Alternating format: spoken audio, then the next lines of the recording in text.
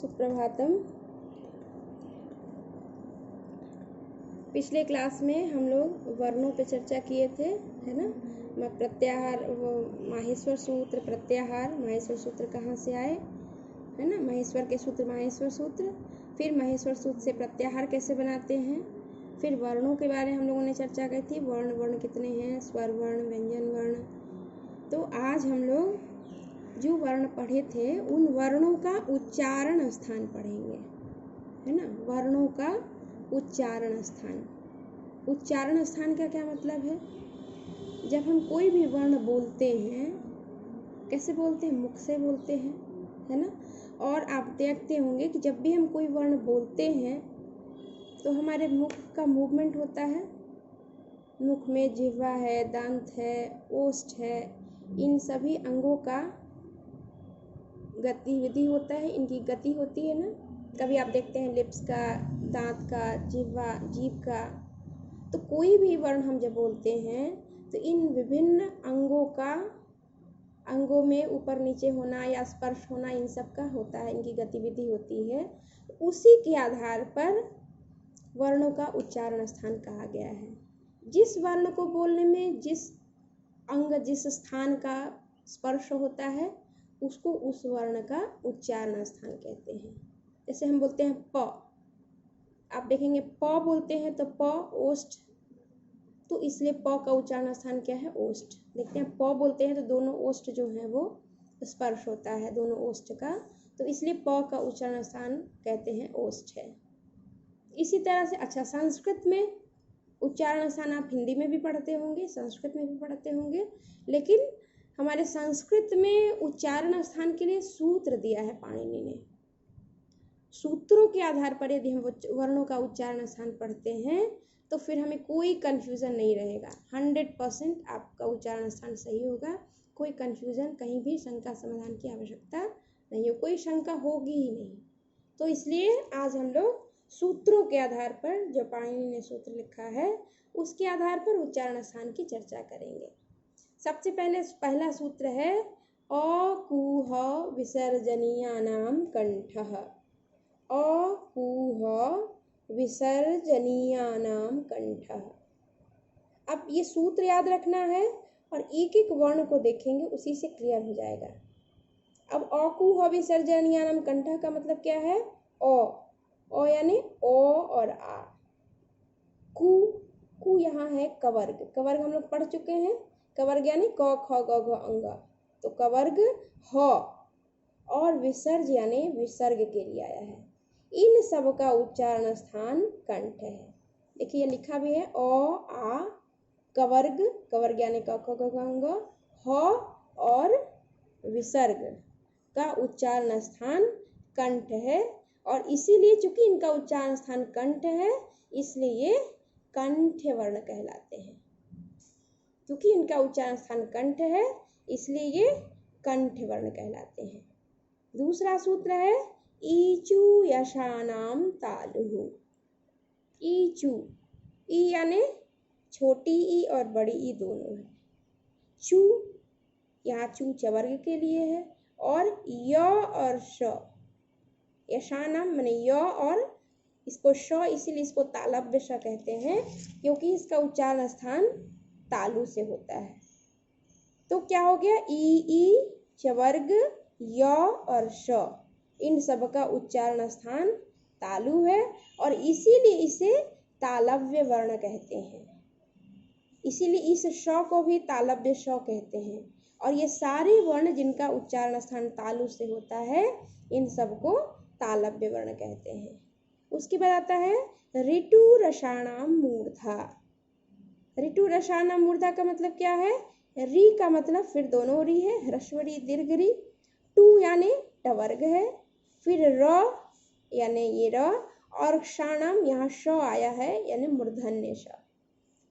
चूंकि इस श का उच्चारण मूर्धा है इसीलिए इस स को भी हम मूर्धन्य श कहते हैं। तो क्या हुआ?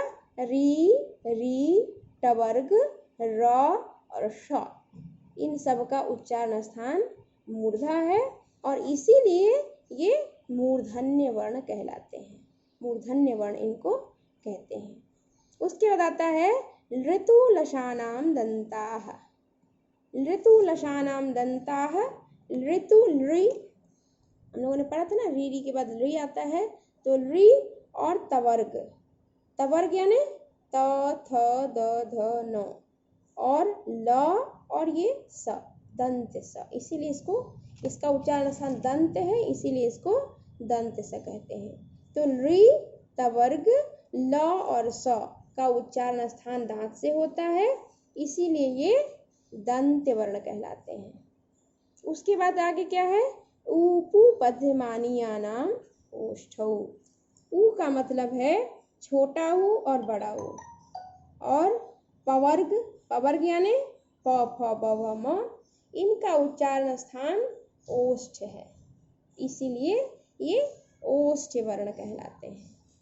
उसके बाद है ए दैतो कंठ तालु।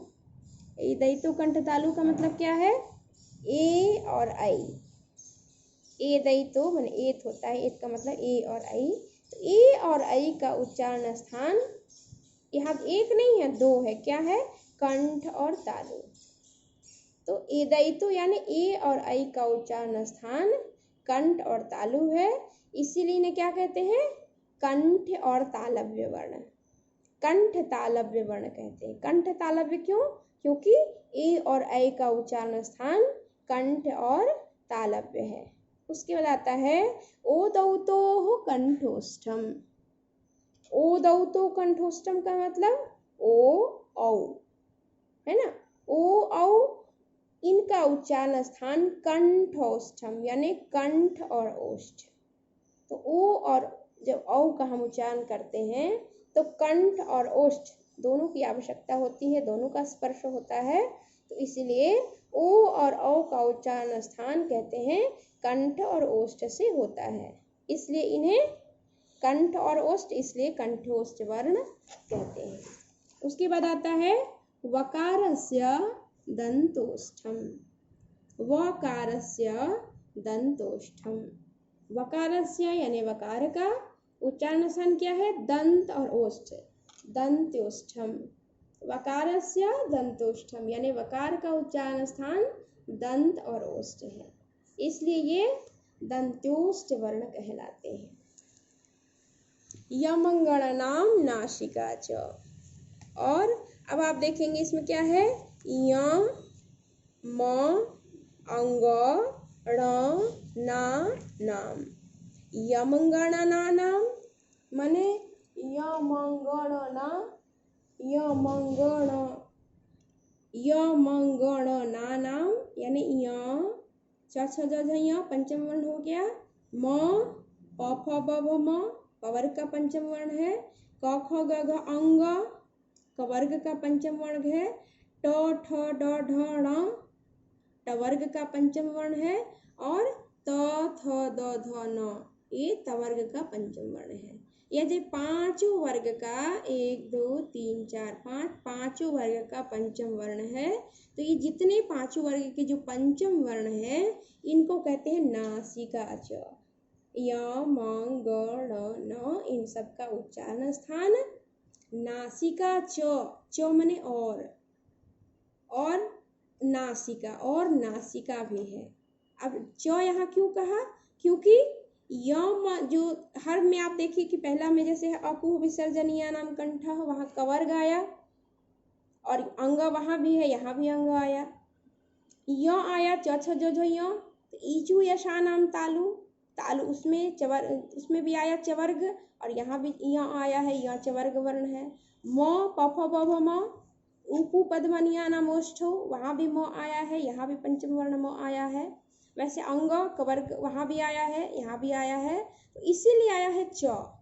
यानी ये जो पंचम वर्ण है इनका उच्चारण स्थान जहाँ जहाँ आया है शुरू में कवर्ग चवर्ग टवर्ग, वहाँ तो है ही, साथ साथ उनके साथ साथ ये नासिका का भी उसमें स्पर्श होता है इन पंचम वर्णों की उच्चारण में।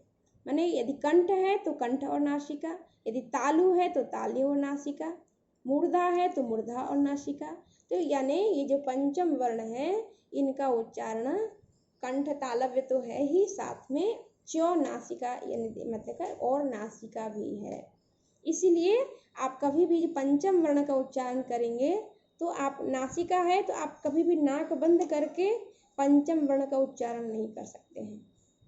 आप करके देख सकते हैं, नाक बंद करके अंगा बोलिए, नाक बंद करके या बोलिए, नाक बंद करके म बोलिए, नाक बंद करके अंगा बोलिए, शुद्ध उच्चारण नहीं कर सकते हैं। क्योंकि ये है ही कि यमंगणनानाम नासिका च, इन सब का ये जो पंचम वर्ण है इनका उच्चारण में नासिका का भी सहयोग हमें लेना पड़ता है। तो ठीक है, इस तरह से हम लोगों ने आज वर्णों का उच्चारण स्थान पढ़ा है ना। और ये आपका फर्स्ट चैप्टर में ही, आप किसी भी व्याकरण बुक को निकालेंगे आपको फर्स्ट चैप्टर में ही यह वर्णों का उच्चारण स्थान आप देखेंगे। माहेश्वर सूत्र के पहले ही ये उच्चारण स्थान है, माहेश्वर सूत्र आगे मिलेगा आपको, उसके पहले ही वर्णों का उच्चारण स्थान आएगा। और आप यहाँ पे जैसे अभी जो मैंने बताया इस तरह से आप फिर से एक बार खुद भी पढ़ेंगे तो आपको समझ में आएगा।